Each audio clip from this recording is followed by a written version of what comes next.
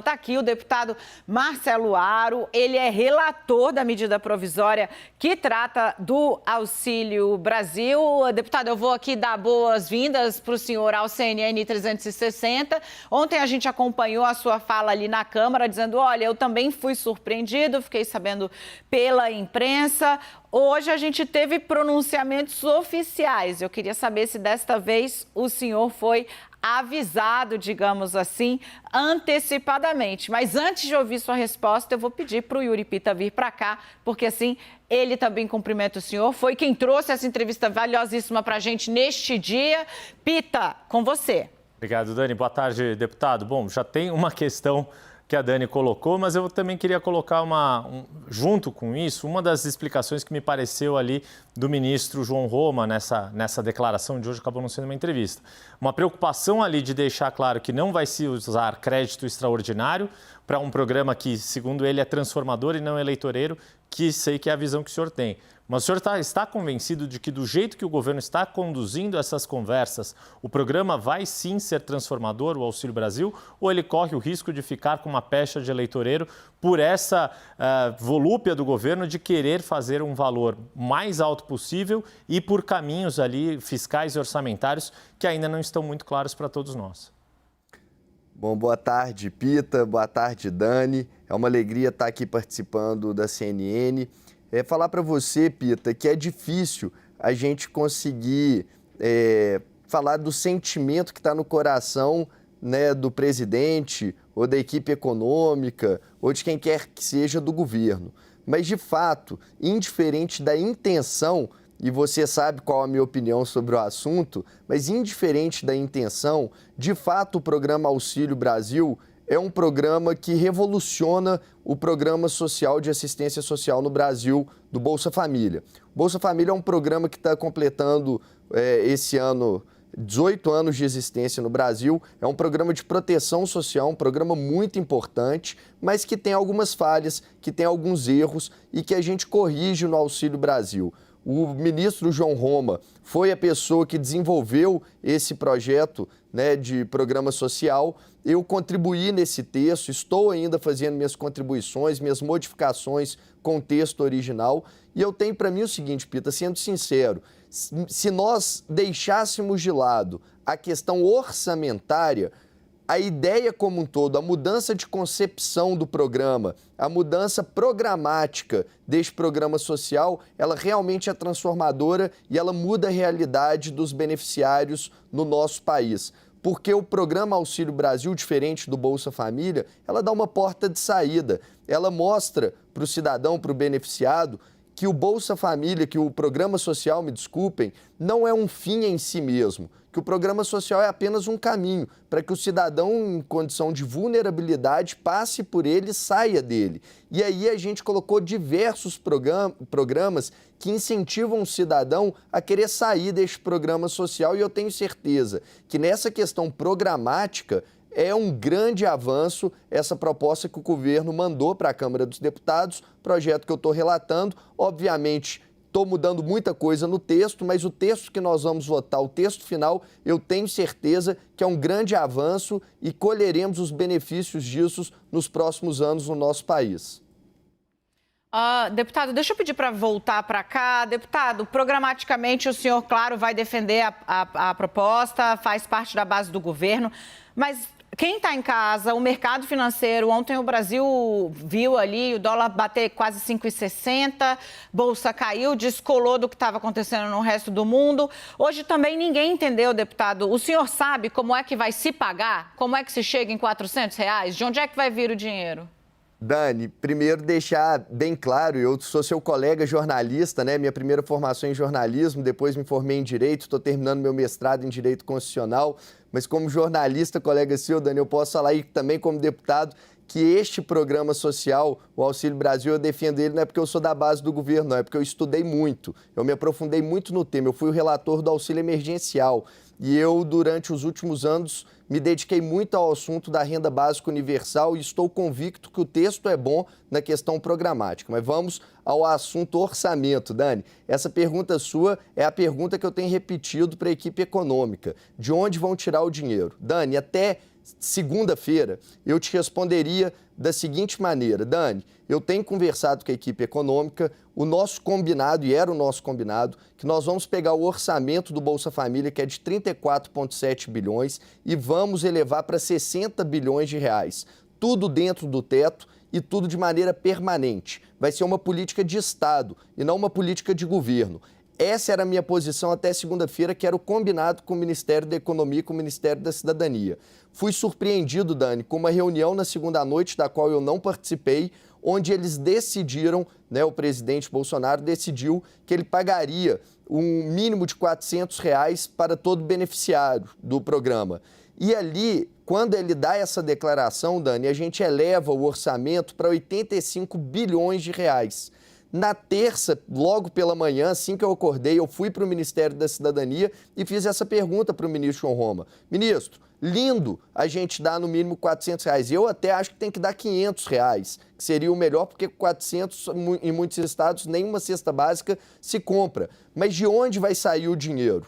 E aí o ministro me explicou o seguinte: Marcelo, essa declaração do presidente, ela aumenta o orçamento do programa para 85 bilhões. Falei, ótimo, vamos fazer isso de maneira permanente dentro do teto. Mas aí veio a explicação. Como é que vai ficar? Não viria dentro do teto, Dani, esse aumento. Nós permaneceríamos, isso na terça então. Então mudou a avaliação de segunda para terça. Na terça, eles pagariam os 34,7 bilhões através do programa permanente e os outros 50 bilhões de reais, Dani, eles dariam através de dois auxílios. Dois auxílios temporários, um dos auxílios fora do teto e um dos auxílios dentro do teto. Isso era o que eles discutiram terça de manhã. Falaram que iam fazer o anúncio ontem à tarde para falar isso. Eu fui contra, porque eu não defendo, Dani, eu não concordo, e aí você pode ver a minha independência para falar sobre o tema, eu não concordo com esse auxílio temporário. Não que eu sou contra o valor, eu sou favorável ao valor, mas eu defendo que isso seja um auxílio permanente para que seja uma mudança realmente de Estado, para que seja uma mudança estruturante. E aí o governo decidiu fazer via temporário. Eu deixei claro que eu teria muita dificuldade de incluir no meu texto um auxílio temporário. Eu me sentiria desconfortável para incluir isso no meu texto. O governo achou um caminho que seria jogar isso na PEC dos precatórios. Isso terça de manhã, Dani. Na terça, no final da tarde, quando eles cancelaram o evento, me veio outra pessoa do governo, que eu vou pedir aqui, eu não tenho condições de falar o nome, que me pediu sigilo, para falar assim: Marcelo, agora a decisão do governo é pagar os 50 bilhões de auxílio temporário no extrateto. Ou seja, o que era ruim ficou pior. Isso até ontem à noite, Dani.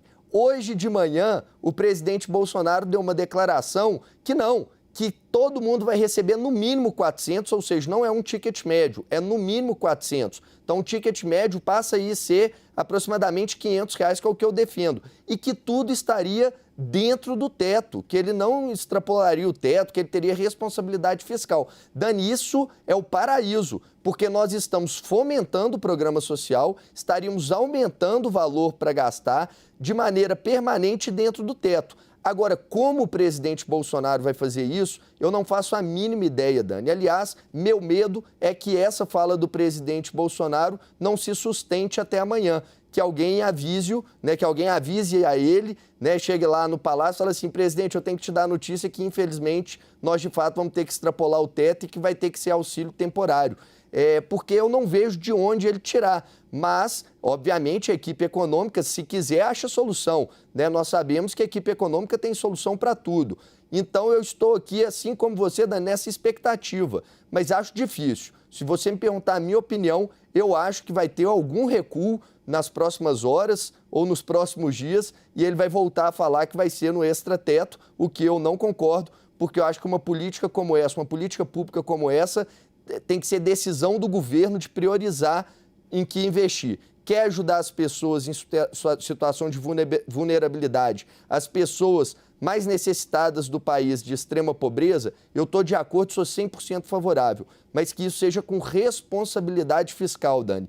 Que eles tirem de outro lugar para incluir isso no programa e aumentar o pote do programa. E não cometendo irresponsabilidade fiscal. Ninguém aguenta mais. Nós temos o teto, Dani, para ser respeitado. Quando eu relatei o auxílio emergencial, tinha motivo para a gente extrapolar o teto. Estávamos no meio de uma pandemia, começando uma pandemia, todo mundo dentro de casa, uma medida excepcional para uma situação excepcional. Agora, Dani, na minha opinião, não justifica a gente extrapolar o teto e acho isso um ato de irresponsabilidade fiscal.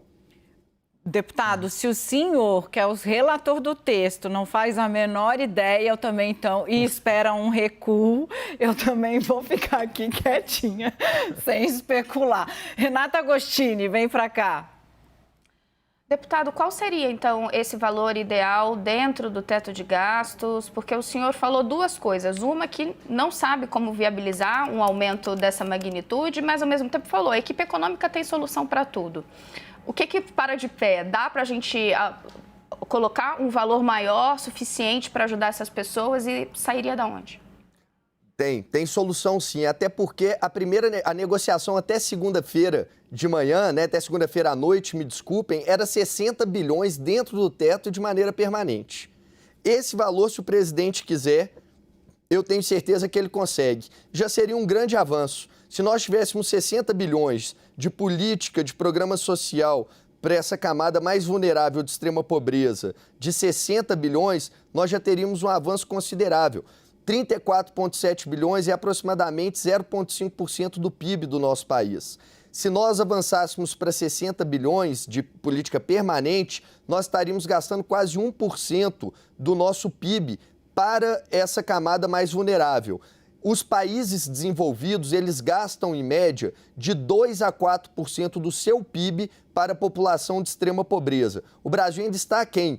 Eu sou favorável que a gente tenha um orçamento aí 6 vezes maior do que o atual. Eu acredito que para o Brasil, de fato, evoluir socialmente, transformar a vida das pessoas, nós temos que ter um orçamento de 150 a 200 bilhões de reais para as pessoas de extrema pobreza no nosso país. Mas, obviamente, isso não é do dia para a noite, nós temos que dar passo a passo. Eu acredito que se a gente evoluísse agora para 60 bilhões, ano que vem nós lutaríamos para mais recurso na LDO, para que esse pote possa cada dia encher mais e a gente ajudar essa pessoa a se transformar socialmente. Mas temporário eu temo muito. Eu tenho um medo muito grande desse auxílio temporário ele iludir a população mais carente do nosso país, o beneficiário. Imaginem vocês, quando eu fico falando aqui, a população de extrema pobreza, é bom explicar para o nosso telespectador o que é isso. Gente, extrema pobreza no país